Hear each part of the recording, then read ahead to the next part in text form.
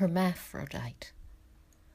All bedraggled and limp, drenched but not drowned, Daphnis was cast ashore, wreathed in foam, with the dark vines of the sea twined in his womanish blue-cold fingers and toes, soaked several days in the vicious deep. Sandflies gouging his numb, slumbrous flesh leapt to the feast of him. Nut-brown Nomia ran down from the warm hill where she watched her sheep.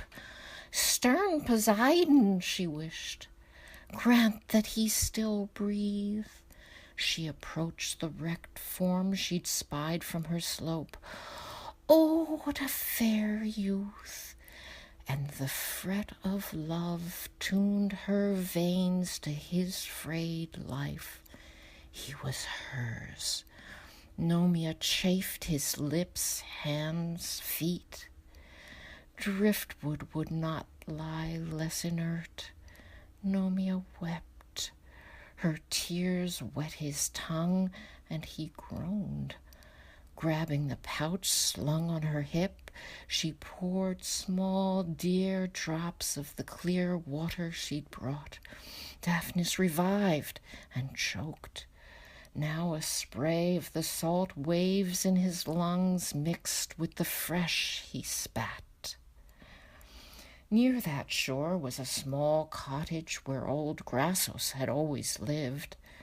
Once he'd fished, but his rough hands had become crooked arthritic claws. 12 goats kept him from want. Nomia helped Daphnis to Grassos' door. Old man, succor this bruised, beautiful boy. Bring me a goat to milk, build a fire in the hearth, put him to bed, ordered the shepherdess.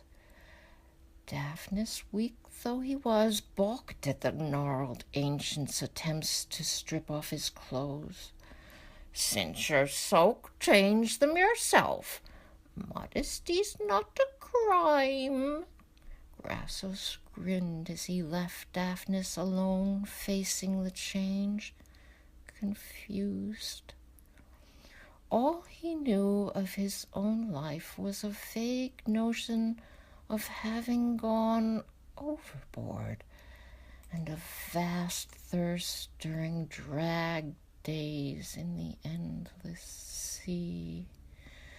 Weary past any thought, Daphnis removed remnants of sailor's garb, freeing breasts, and looked down.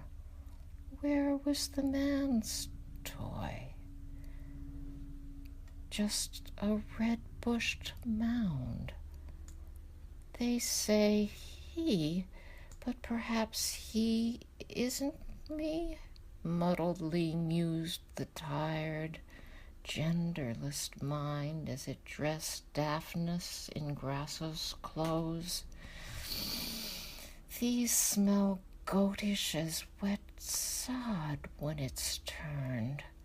Something I knew before.